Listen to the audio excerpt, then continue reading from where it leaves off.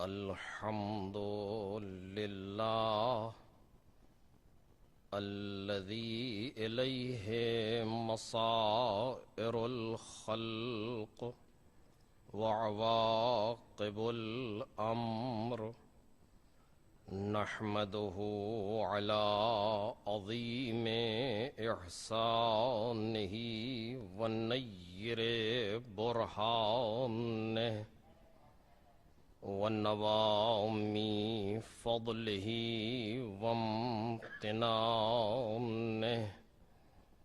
حمدا يكون لحقه قضاء ولشكره أداء وإلى ثوابه مقربا ولحسن مزيده موجبا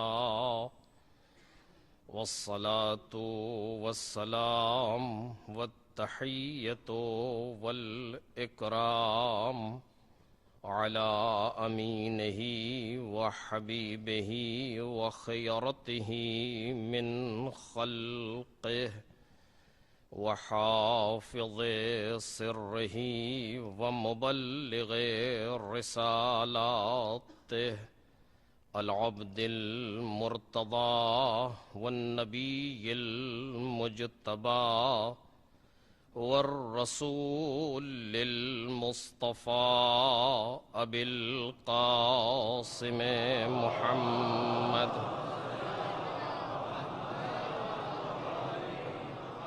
وآله الأطيبين الأطهرين الأكرمين المعصومين المظلومين الذين أذهب الله عنهم الرجس وطهرهم تطهيرا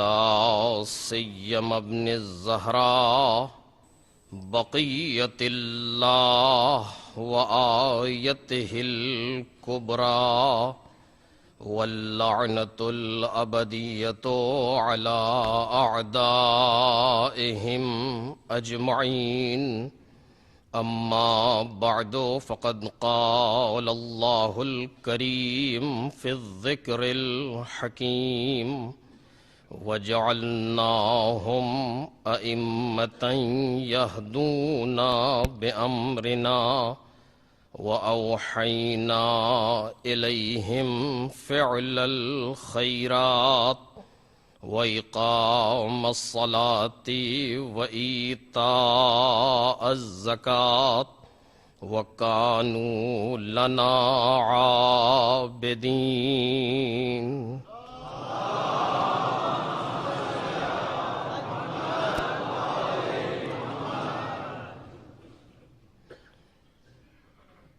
بزرگان محترم اور برادران عزیز، خدا وحدہ لا شریک کا شکر ہے کہ اس نے اتنی زندگی اور عطا فرمائی کہ ہم ماہ عزائے حسینی کو در کر سکیں۔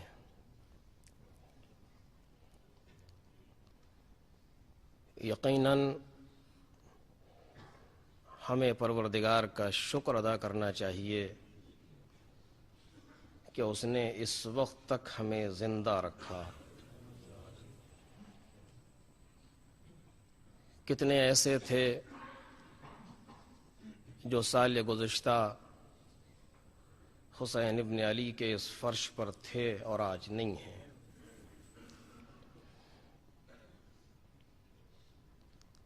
اس لیے کہ یہ وہ مقام ہے کہ جس کو جتنی بھی توفیق مل جائے اسے شکر کرنا چاہیے۔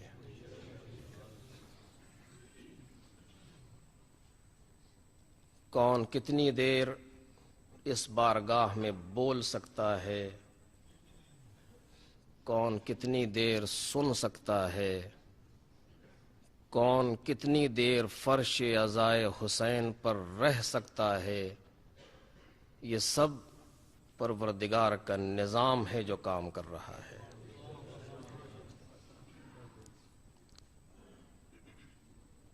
اگر صاحب عزا اجازت نہ دے تو نہ کوئی ان کی راہ میں کچھ کہہ سکتا ہے، تو نہ کوئی ان کی راہ میں کچھ کہہ سکتا ہے، نہ سن سکتا ہے،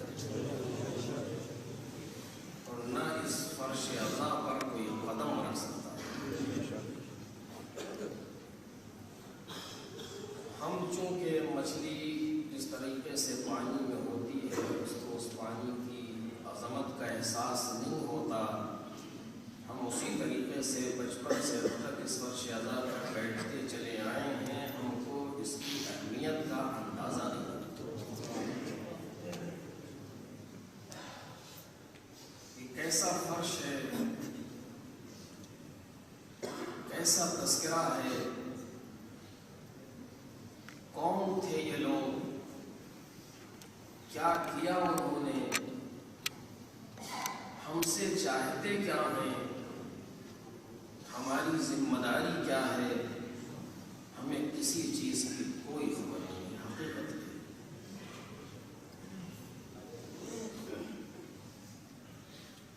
چونکہ نظام الہی ہے کہ ہماری آنکھوں پر آج پردے پڑے ہوئے ہیں، اور ہم جس طریقے سے طبیعت کو دیکھ رہے ہیں، اس نیچر کو دیکھ رہے ہیں، کائنات کے، اسی طریقے سے ماورائے طبیعت کو نہیں دیکھ رہے ہیں۔ ہم مجلس کرتے ہیں لیکن مجلس کی اہمیت کتنی ہے عند اللہ وہ ہم نہیں محسوس کر پاتے۔ ہم ذکر کرتے ہیں لیکن ذکر کی فضیلت کیا ہے اس کو ہم درک نہیں کر پاتے۔ یہ میں مبالغتاً نہیں کہہ رہا ہوں، یہ حقیقت ہے جو آپ سے عرض کر رہا ہوں۔ فرشتے حسرت رکھتے ہیں کہ اس فرش پر پہنچ جائیں جہاں مجلس حسین یہ کوئی معمولی مسئلہ نہیں ہے، یہ ادراک بشر سے بالا چیز ہے کہ جہاں ایک معصوم ملک جو ہر وقت عبادت الہی میں مصروف ہو اور وہ اس بات کی حسرت کرے کہ اس جگہ پہنچ جائیں جہاں ذکر حسین۔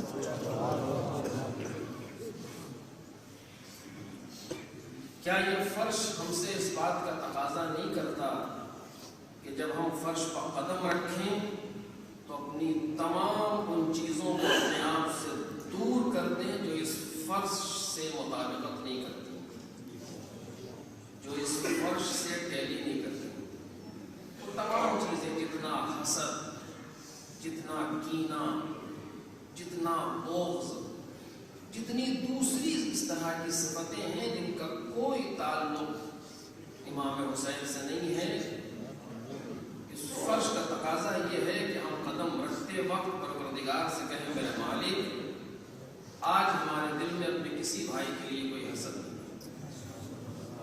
جس نے ہمارے ساتھ کچھ بھی کیا تھا، ظلم کیا، زیادتی کی، ہم اس ماہ محرم کے وسیلے سے ان سب کو معاف کرنا ہے۔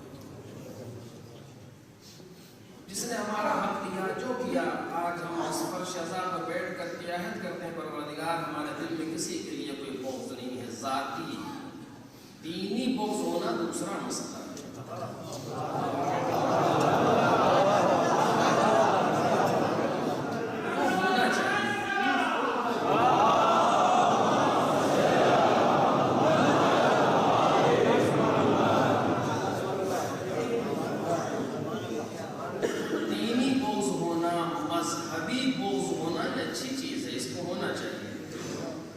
انسان میں یہ نہ ہو اس کا نہ ہونا بہتر ہے۔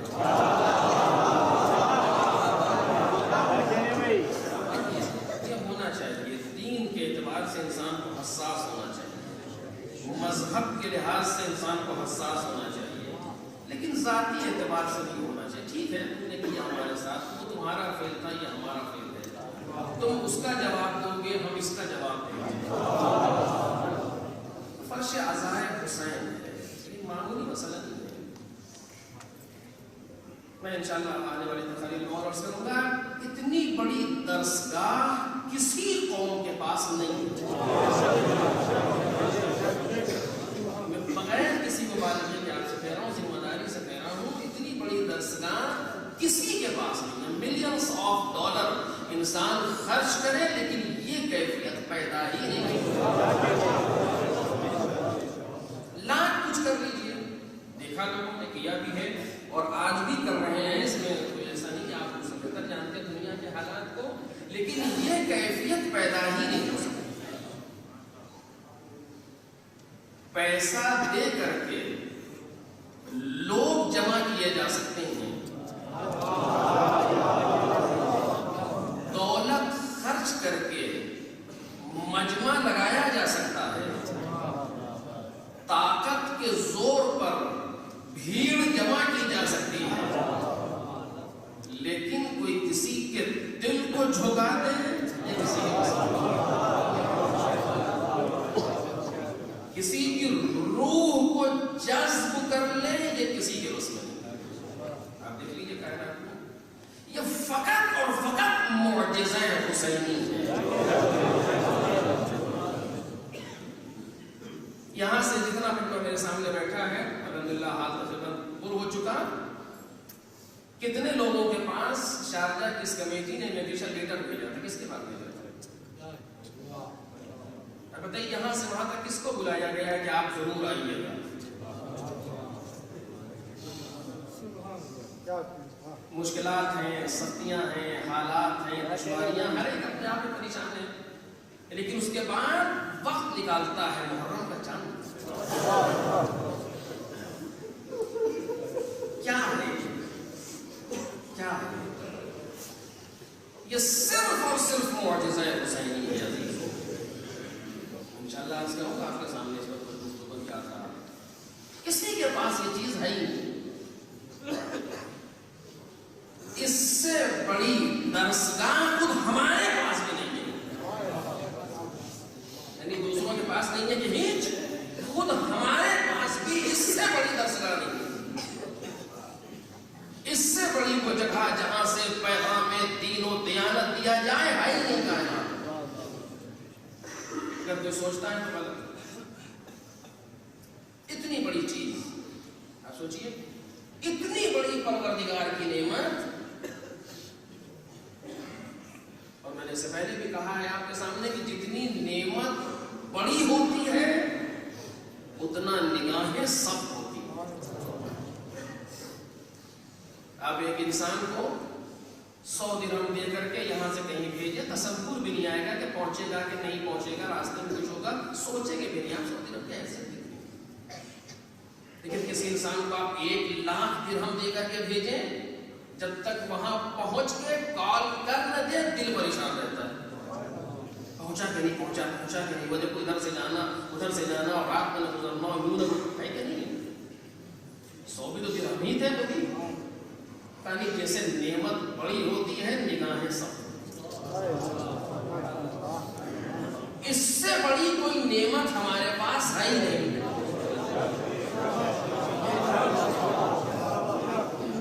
میں انشاءاللہ اگر تقریر میں درمیان میں کبھی وقت آئے گا تو عرض کروں گا آپ کے سامنے، اگر پوری کائنات کو، ذمہ داری سے کہہ رہا ہوں توجہ کیجیے گا، اگر پوری کائنات کو من الاول الی الاخر پوری کائنات کو نچوڑ دیا جائے اور اس میں سے ایک قطرہ گرے، اس کا نام ہوگا کربلا۔ مبالغہ نہیں کر رہا ہوں، اس میں طاقت نہیں ہے، حقیقت عرض کر رہا ہوں آپ کے سامنے۔ ابتدائے کائنات سے انتہائے کائنات تک ایسا کوئی پروگرام ہے ہی نہیں تاریخ بشریت میں، اگر ہو تو دکھائیے۔ اگر کوئی بھی ایسا پروگرام تاریخ میں تو نظر آئے، اتنی بڑی چیز جس کا اثر آج بھی کس طریقے سے جاری ہے،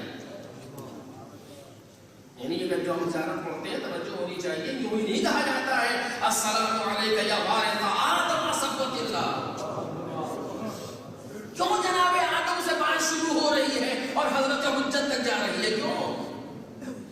جناب آدم ابتدائے آدمیت ہے، اس جگہ سے لے کر کے انتہائی منزل تک کربلا کا سما ہے، وہ آغاز کربلا ہے یا انجام کربلا ہے؟ اب یہ الگ موضوع ہے کہ آغاز کربلا بھی ہمارا ہے، انجام کربلا بھی ہمارا ہے۔ صلوات پڑھے بابا سے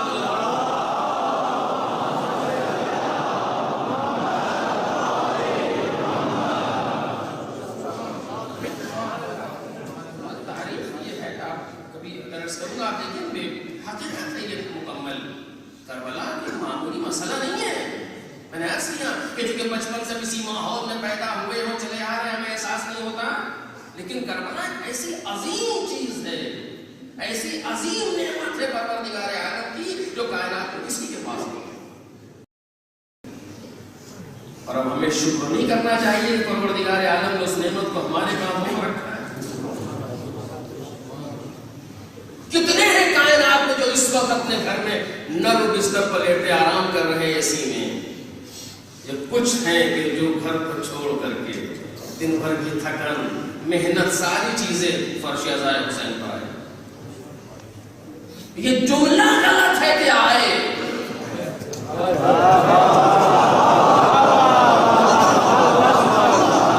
صحیح کہہ رہا ہوں آپ سے، یہ جملہ غلط ہے کہ آئے، بلکہ جملہ یہ ہونا چاہیے کہ لائے گئے،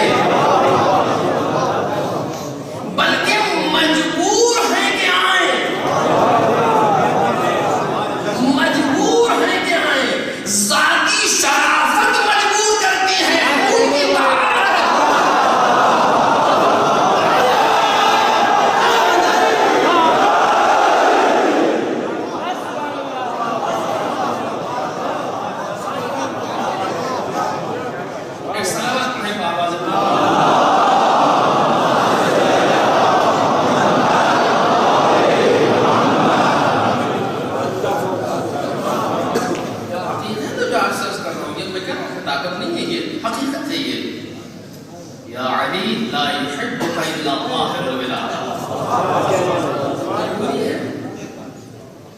سوال نہیں پیدا ہوتا کہ محرم کا چاند دکھے اور کسی حسینی کے اندر تبدیلی نہ آئے،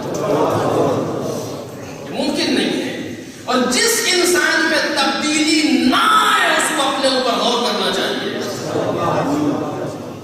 چونکہ حسینیت کوئی گروہ نہیں ہے، حسینیت کوئی مذہب نہیں ہے، حسینیت کوئی پارٹی نہیں ہے، حسینیت ایک کیفیت ہے، حسینیت ایک کیفیت ہے جو انسان پر طاری ہونی چاہیے۔ اگر وہ کیفیت طاری ہے تو انسان حسینی ہے، اور اگر وہ کیفیت طاری نہیں ہے تو میں پڑھ رہا ہوں تب بھی کوئی اثر نہیں پڑتا اس سے۔ ہاں مراحل ہیں، درجات ہیں، مایوس نہیں ہونا چاہیے۔ ایک مرحلہ ہے کہ میں حسینی ہوں، کم از کم ظاہری اعتبار سے سیاہ لباس پہن کے آپ کے سامنے آ گئے، یہ ایک علامت ہے، انسانوں نے کالا لباس کرنا حسین کے لیے پہنا، ایک یہ حسینیت ہے۔ ایک کوئی مرجع وقت ہے، اس نے امام حسین کو اپنے اوپر طاری کیا ہے، وہ ایک کیفیت ہے۔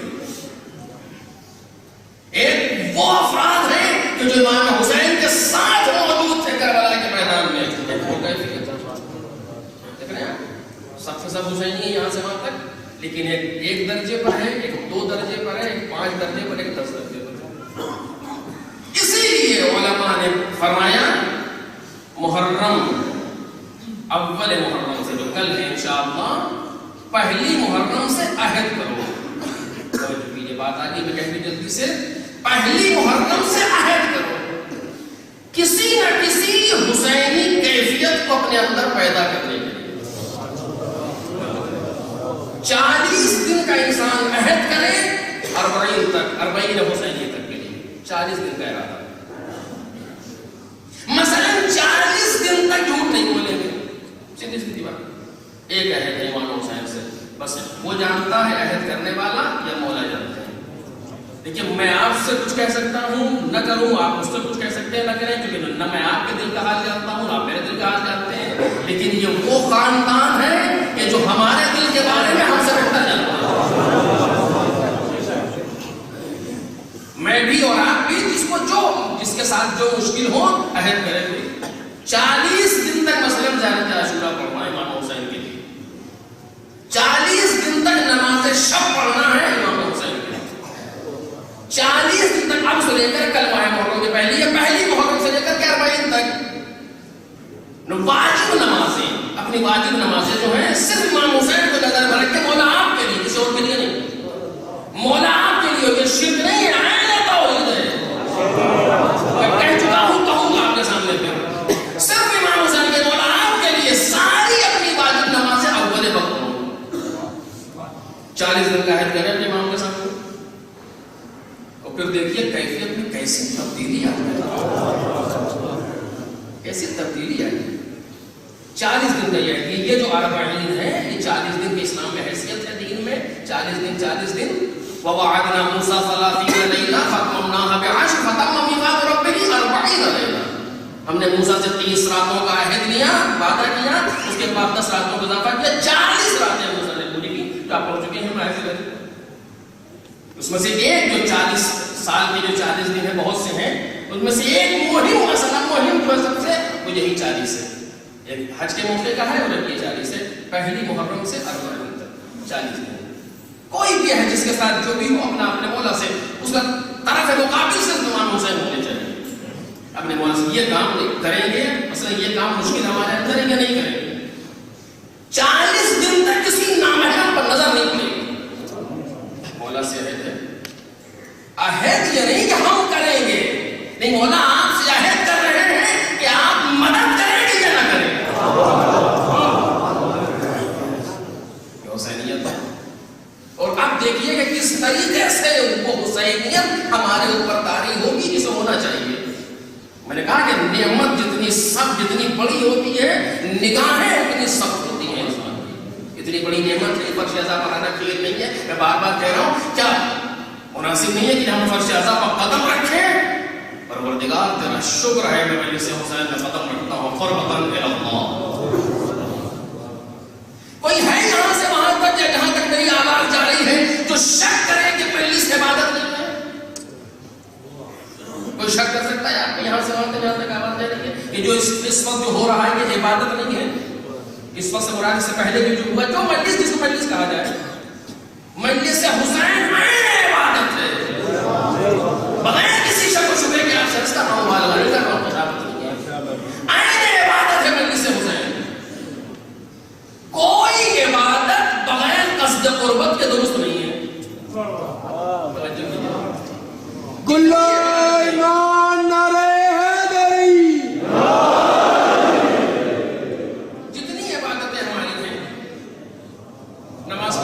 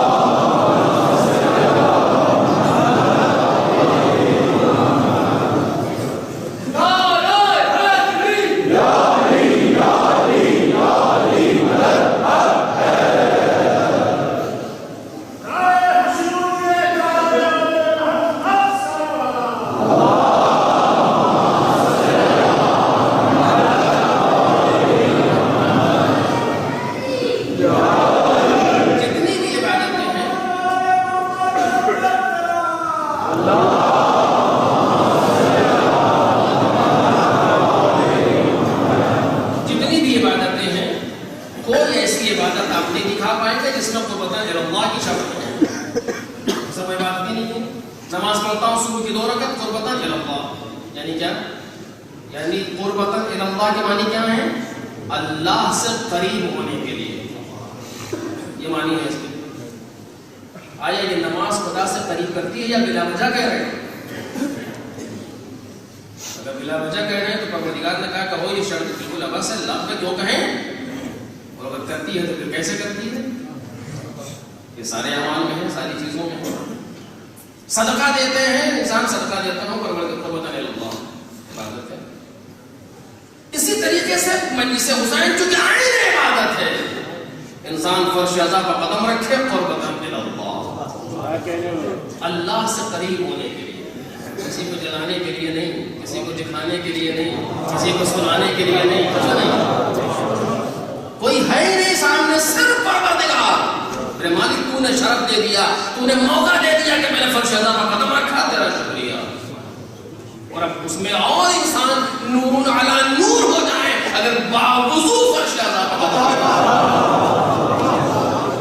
اگر فرش عزا پر چونکہ عبادت ہے، عبادت کرنے جا رہے ہیں، یہاں فرشتے بیٹھے ہیں، پتہ نہیں ہے ہمارے برابر میں کون سا انسان ہے، کون سا فرشتہ ہے، کہاں جگہ خالی ہے، کہاں فرشتہ ہے. جب فرشتوں کی ہم نشینی کرنا ہے تو بہتر انسان کا رسول ہو کر کے بیٹھے فرش عزا پر، کیونکہ عبادت کا مرحلہ ہے، کھیل نہیں ہے. مجلس سے میں بار بار آپ سے عرض کر رہا ہوں، بالآخر عبادت ہے. جتنی سخت نعمت، جتنی بڑی نعمت ہے، نگاہیں اتنی سخت ہیں. ہم نے تمہیں اتنی بڑی نعمت دی تھی، تم نے اس نعمت سے کیسے استفادہ کیا؟ ایسا نہ ہو کہ ماہ محرم آ کے چلا جائے ہم جو کہ تم رہے جیسے تھے ویسے ہی ہیں، جبکہ ایسا ہوتا نہیں ہے. پروردگار اپنے فضل و کرم سے کچھ نہ کچھ عطا ضرور کرتا ہے ہر ایک کو، یہ بالکل طے رہتا ہے، لیکن ہمیں اپنے آپ کو بدلنا چاہیے. اور آپ دیکھ لیجیے، میں انشاءاللہ آنے والے تقاریر میں عرض کروں گا، کاروان حسینی چل رہا ہے، جہاں سے گزر رہا ہے کوئی نہ کوئی بدلتا جا رہا ہے. کہیں زہیر بدلے، کہیں وہب بدلے، کہیں کوئی بدلا، کہیں اور بدلا. یعنی اس انقلاب حسینی کی تاثیر ہی ہے کہ انسان کو تبدیل کر دیتا. جس میں صلاحیت، جس میں اہلیت، جو صلاحیت ہے وہ تبدیل ہوگا، اور اگر صلاحیت نہیں ہے تو آپ میں نے پڑھا ہے آپ کے سامنے، اور پھر انشاءاللہ اگر موقع ملے گا تو عرض کروں گا کہ عبید اللہ بن تحمل جوفی امام حسین خود بلانے کے لیے کہ نہیں آیا، کیونکہ اہلیت نہیں، صلاحیت نہیں، جس میں صلاحیت ہے بدل رہا ہے. اور یہ ہمیں بھی اسی طریقے سے اپنے آپ کو بدلنا ہے. راستہ وہی ہے جو میں نے آپ سے عرض کیا کہ انسان عہد کرے کہ مولا بس آپ کے لیے یہ کام نہیں کرنا، اس کے بعد سے یا یہ کام کرنا ہے جو ہے مناسب. اور صرف یہی نہیں کروانا تک، یہ کارواں جہاں سے گزرا ہے امام حسین کا، اسیر ضرور ہیں لیکن کتنے اسیران نفس کو رہا کرتے چلے گئے، کتنے اسیران دنیا کو رہا کرتے چلے گئے. اب دیکھیں کب وہاں کوفے کے بازار میں دیکھیں، کوفے کے دربار میں دیکھیں، شام کے بازار میں دیکھیں، شام کے دربار میں دیکھیں، کس طریقے سے تبدیلی پیدا کی ہے جناب زینب سلام اللہ علیہ کے تقاریر.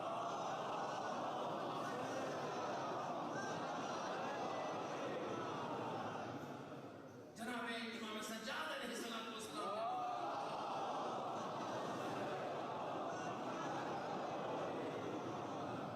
کیسے تبدیلی پیدا کی ہے باقاعدہ.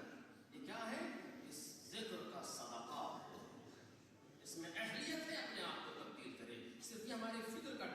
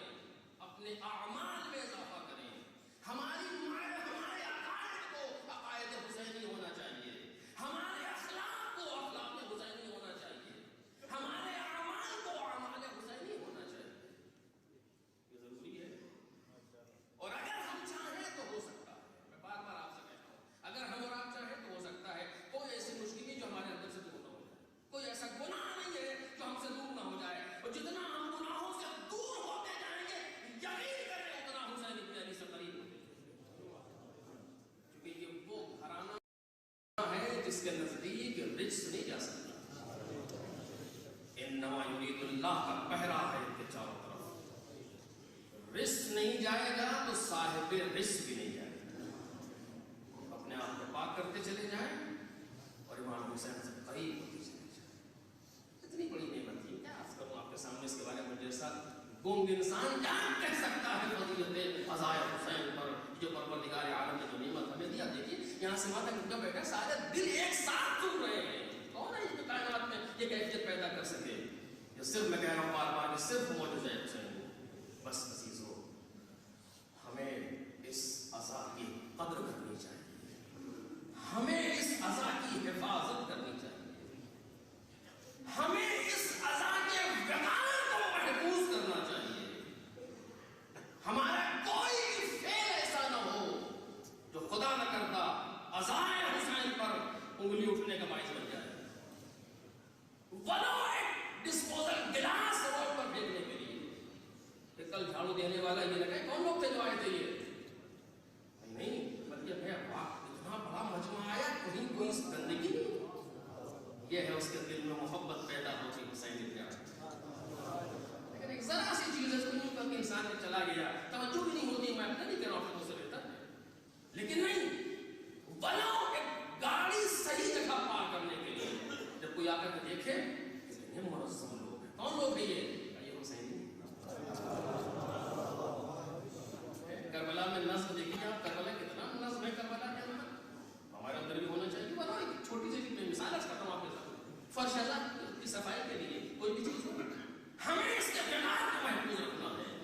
کوئی ایسا ہمارا عمل نہیں ہونا چاہیے وسواس کے حد تک انسان دیکھے. کوئی ایسا عمل نہ ہو تو فرش اعلیٰ پر یا عزائے حسین پر انگلی اٹھنے کا باعث بنے. سوال نہیں پیدا. آپ متوجہ ہیں میں نہیں عرض کر رہا ہوں. اور جو میں نے جملہ بیچ میں کہا وہ جملہ غلط تھا. میں اس کو صحیح کرنا چاہتا ہوں کہ ہمیں اس عزا کی حفاظت کرنی چاہیے کہ نہیں ایسا نہیں ہے. ہم اس عزا کی حفاظت نہیں کر رہے بلکہ یہ عزا ہے جو ہماری حفاظت ہے. ہمارا تشخص باقی ہے اسی کی وجہ سے. ہمارا وقار باقی ہے اسی کی وجہ سے. ہماری عزت باقی ہے اسی کی وجہ سے. ہم ساری کائنات میں سربلند ہیں اسی کی وجہ سے. یہ عزاداری کو ہم نہیں باقی رکھے. یہ غلط ہے سوچنا. عزا ہے جو ہم کو باقی رکھے ہیں. ہم عزاداری کی ضرورت نہیں ہے. عزاداری ہماری ضرورت ہے. اصلاح ہے محمد.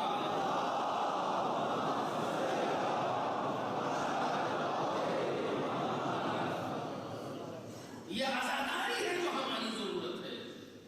ورنہ آپ دیکھیے میں نے اس سے پہلے بھی کہا ہے اس چیز کو اور جملہ زبان پر آیا اس کر رہا ہوں. کون سی ایسی طاقت ہے جو ہمارے خلاف استعمال نہیں ہوئی اس کا نام بتائیے.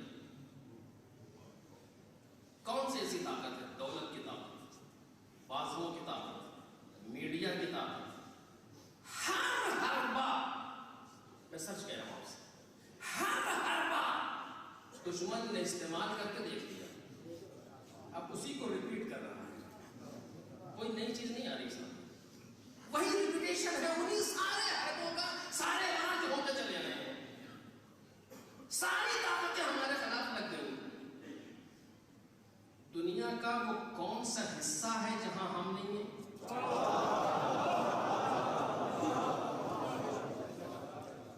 اور ہم ہیں یہ کب معلوم ہوتا ہے؟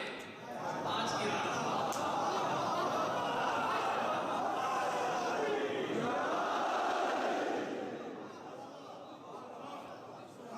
ہم ہیں یہ کب پتہ چلتا ہے؟ آج کی رات. آج جا کے دنیا میں دیکھیے تقریباً اتفاق یہ ہے کہ آج ہندوستان, پاکستان, ایران, عراق تمام آج چاند رات ہے. مثلا آج جا کر کے دیکھیے عورتیں بیٹھی اپنی چوڑیاں توڑ, چھوٹے چھوٹے بچے ماں کالا کرتا کہاں ہے؟ جس ملک میں جائیے بڑے سے لکھا ملک کوئی بھی ہو جہاں انگلینڈ چلے جائیے, امریکہ چلے جائیے, کہیں چلے جائیے, کالے کرتے میں لوگ نظر آنے شروع ہو گئے. خطرات ہیں, مشکلات ہیں. اس کے بعد بھی ایک جوان لڑکا کالے کرتے میں باہر چلا رہا ہے. تشخص ہے یہ, کیا چیز ہے یہ؟ آج پتہ چلتا ہے کہ ہم کہاں ہیں. ساری دنیا میں دکھتا ہے کہ ہم موجود ہیں. اتنے زیادہ ہمارے خلاف پروپیگنڈے کے باوجود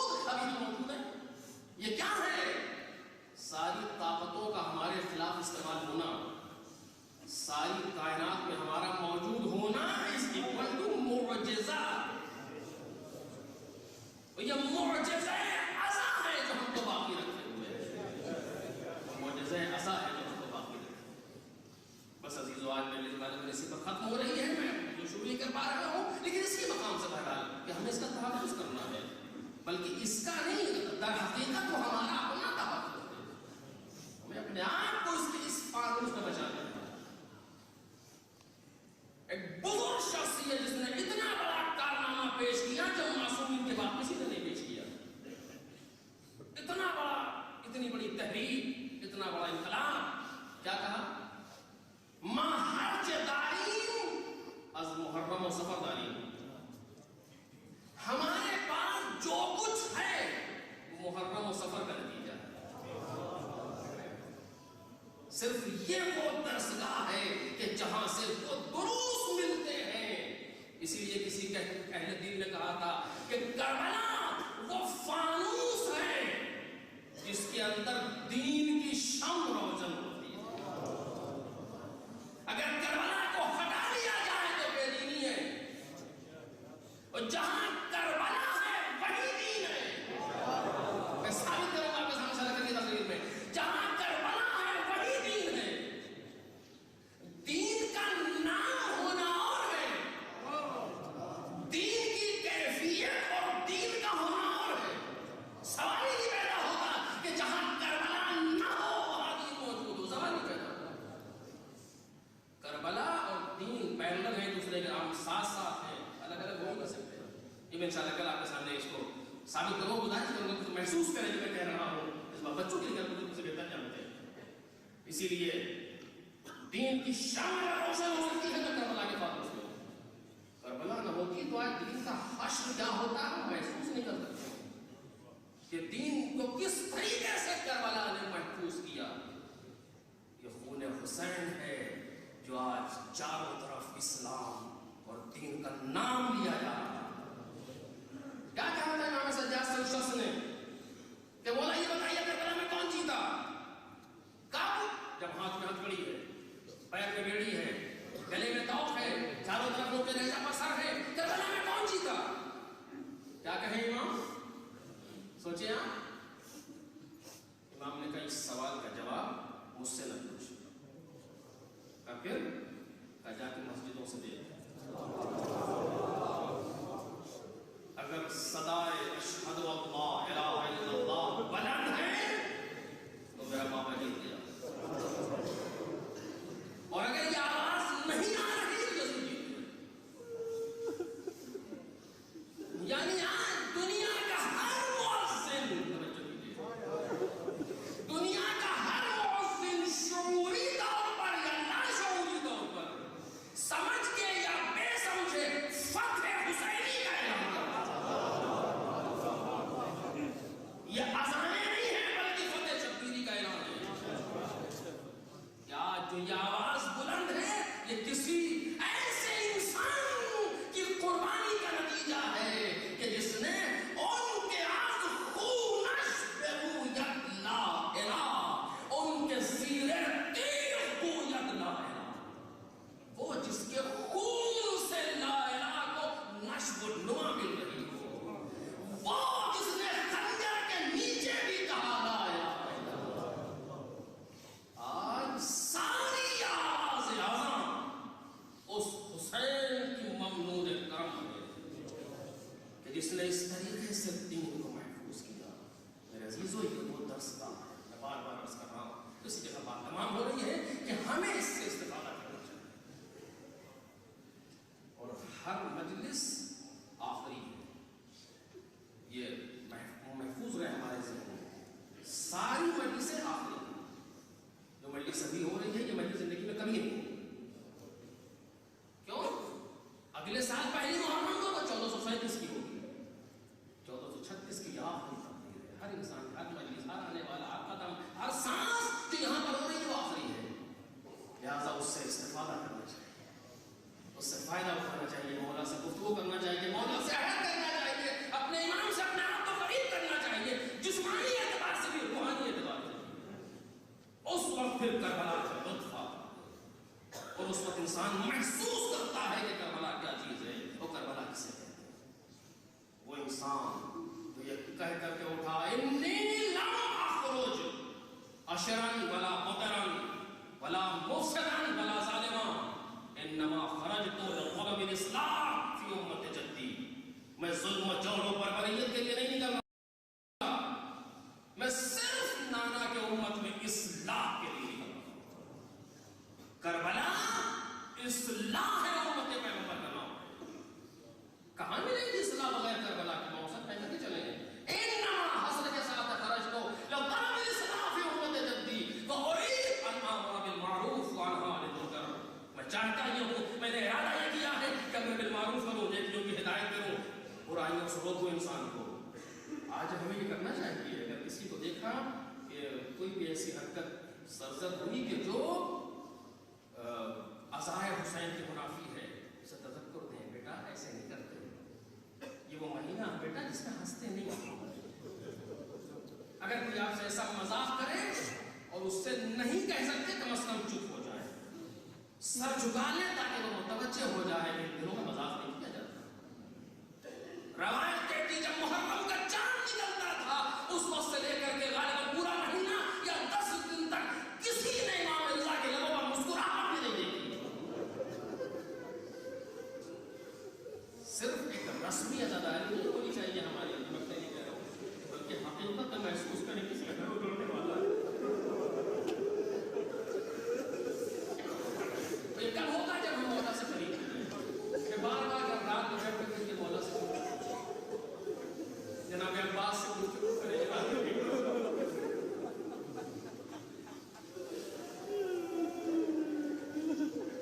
امام رضا علیہ السلام کے حرم میں عبداللہ بہجت سے کسی نے کہا کوئی نصیحت کرے، ان کے شاگرد نے کہا امام رضا کے حرم میں کہ آقا کوئی نصیحت کرے، عبداللہ بہجت کے لیے کوئی نصیحت کرے۔ آپ نے کہا کہ بس ہمیں یہ یقین پیدا ہونا چاہیے کہ یہ زندہ ہے۔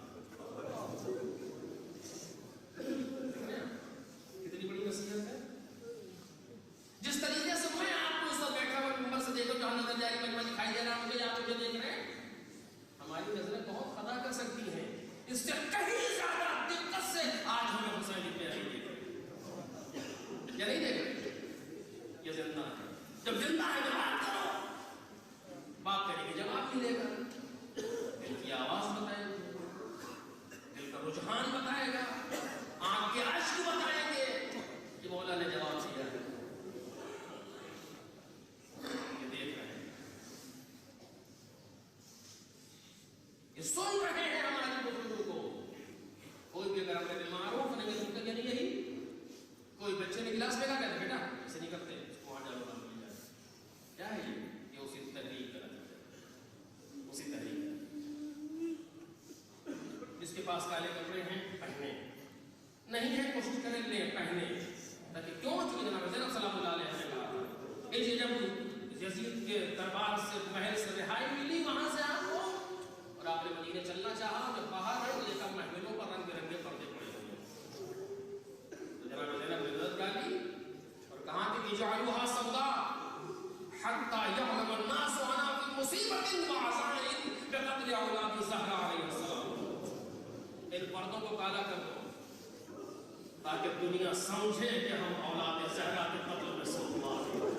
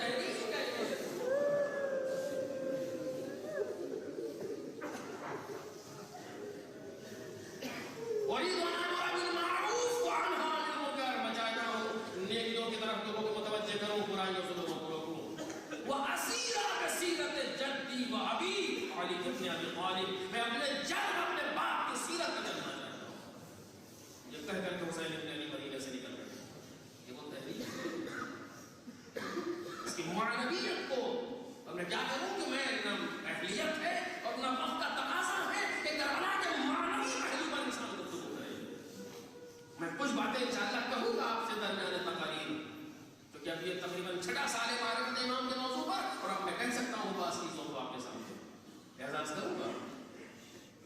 یہ وہ تحقیق ہے. ہاں عزیزوں، غالباً 26 یا 27 رجب ہے. امام حسین مسجد النبی میں بیٹھے ہیں عشاء کے بعد اپنے ساتھیوں کے ساتھ گفتگو کر رہے ہیں کہ ایسے میں ولید کا قاصد آیا ہے کہ مولا آپ کو ولید نے ابھی بلایا. اس وقت کہاں ابھی بلایا؟ چلیے.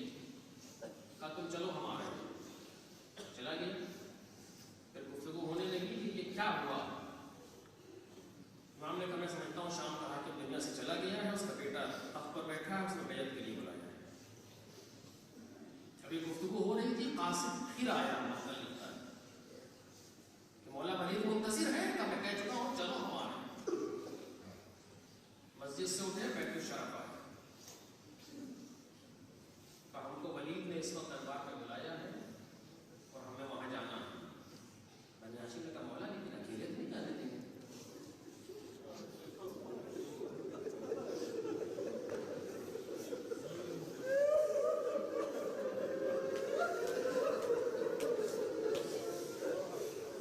میرے استاد نے کہا کہ جناب عباس سلام اللہ علیہ کا ایک لقب ہے باب الحسین.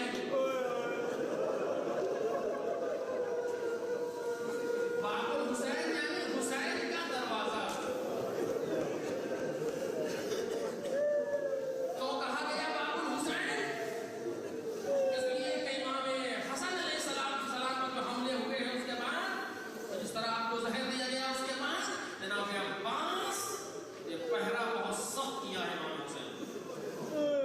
اور اگر کوئی امام حسین سے ملنا چاہتا ہے تو پہلے جناب عباس سے ملتا ہے.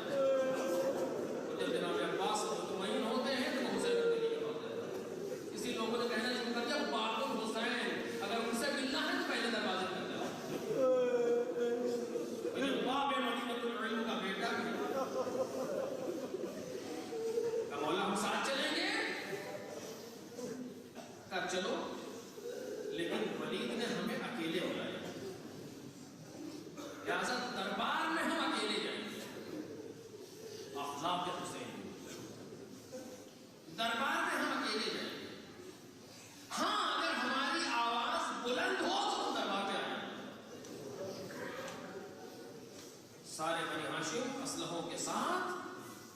اب مقتل یہ نہیں کہتا کہ کون کون ہے، لیکن ہاں وجدان یہ ضرور کہتا ہے کہ تمام بنی ہاشم میں سب سے آگے آگے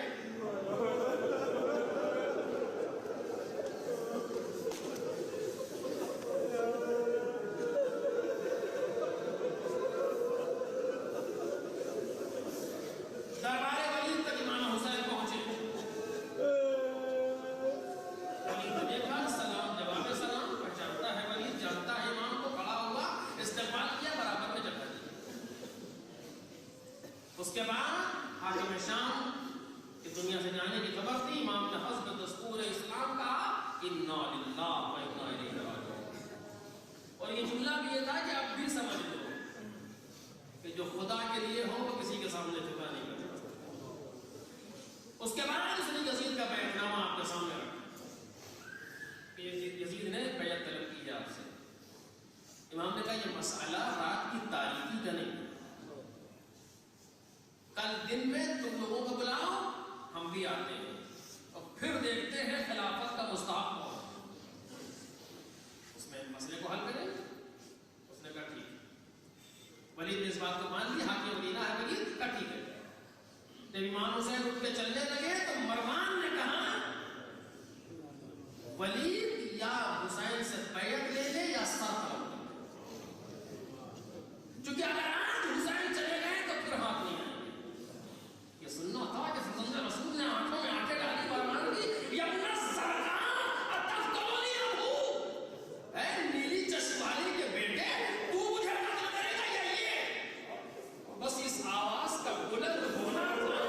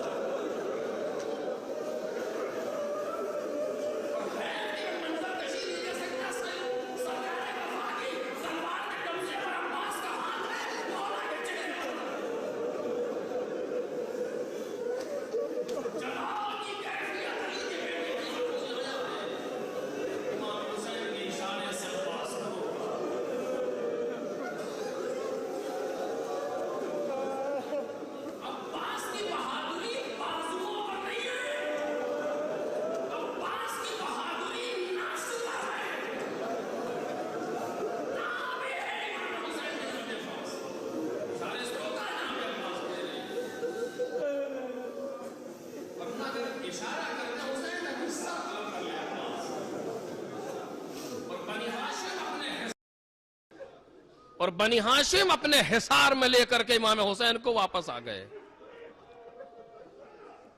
اپنے حصار میں لے کر کے واپس آئے۔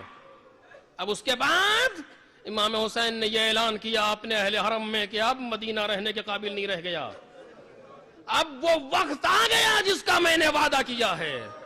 بس عزیزم مختصر کر رہا ہوں، اب وہ وقت آ گیا جس کا میں نے وعدہ کیا ہے، یہ کہہ کر کے حسین نے سامان سفر باندھنا شروع کیا۔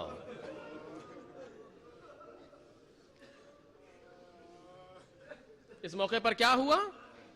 بہن آئی، بھیا کہاں؟ کہ زینب عراق کا ارادہ ہے، اور جو میں نے بچپن میں وعدہ کیا تھا اس وعدے کی وفا کا وقت آ گیا۔ کہا بھیا میں بھی چلوں گی آپ کے ساتھ۔ زینب تمہارے شوہر عبداللہ ہیں، اللہ رے نظم کائنات، اللہ رے دین کی اہمیت، تمہارے شوہر عبداللہ ہیں۔ بہن نے بھائی کے مزاج کو محسوس کیا، جانتی ہے مزاج آشنا ہے، زینب سے بہتر امام حسین کو کون پہچانے۔ گھر آئیں، مقتل کے فکرے ہیں کہ جناب عبداللہ بیماری کے عالم بستر علالت پر ہیں اور سفر کے قابل نہیں ہے جناب عبداللہ۔ سرانے بیٹھ گئیں، اپنے شوہر کے چہرے پر نظر ہے، سو رہے ہیں غالباً، خاموش ہے جناب زینب۔ احترام شوہر جناب زینب سے بہتر کون جانے گا؟ قطرات عشق جناب عبداللہ کے رخسار پر گرے۔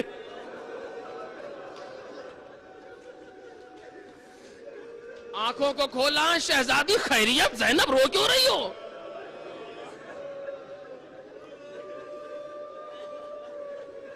عبداللہ آپ یہ جانتے ہیں کہ بھیا سفر کر رہا ہے؟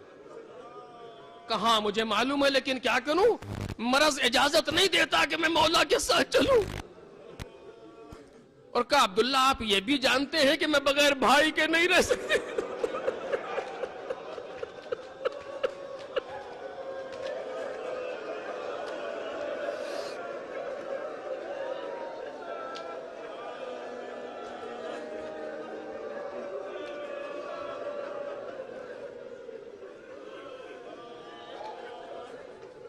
وہ تو آپ کے بابا نے عقد میں شرط کی تھی کہ جب حسین سفر کریں گے اور زینب جانا چاہے گی تو تم روکو گے نہیں، آپ جائیے، خوشی سے جائیے۔ اور بی بی میرے دونوں بیٹوں کو ساتھ لیتی جائیے۔ میرے دونوں بیٹوں کو ساتھ لیتی، جملہ سنیں گے آپ؟ جناب عبداللہ کہتے شہزادی اگر کوئی جنگ یا کوئی ایسا معرکہ ہو جائے، اولاد حسین سے پہلے میرے بچوں کو قربان کیجئے گا۔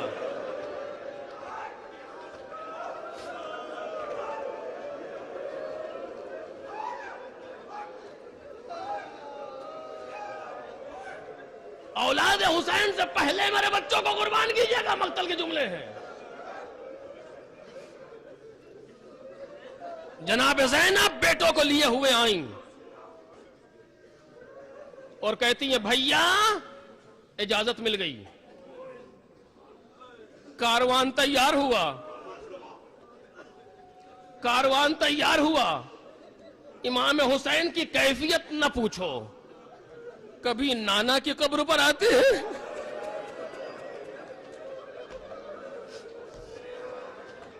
کبھی بھائی کے مزار بجاتے ہیں، بھیا بھیا حسین جا رہا ہے، کبھی نانا کی قبر پہ آتے ہیں، نانا آپ کا مجاور جا رہا ہے، نانا۔ حسین دن کی روشنی میں ماں کی قبر پر نہیں آ سکتے کہ قبر کسی کو پتہ نہ چل جائے، رات کی تاریکی میں جیسے کوئی بچہ اپنی ماں سے لپٹ جائے، ایسے حسین ماں کی قبر پہ۔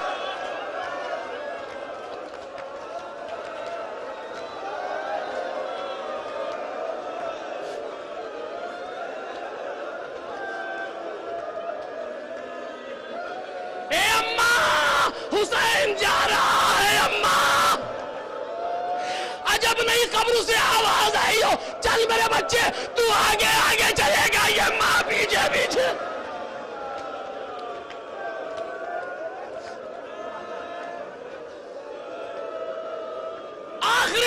مجلس تمام ہو گئی. آخری فقرہ راوی کہتا ہے میں نے سوچا چل کے دیکھوں ملک حجاز سفر کیسے کرتا ہے. آخری فقرہ کہ میں نے دیکھا عجب منظر دیکھا. حسین ابن علی کرسی پر بیٹھے ہیں, چاروں طرف جوانان بنی ہاشم تلواریں لیے کھڑے ہیں.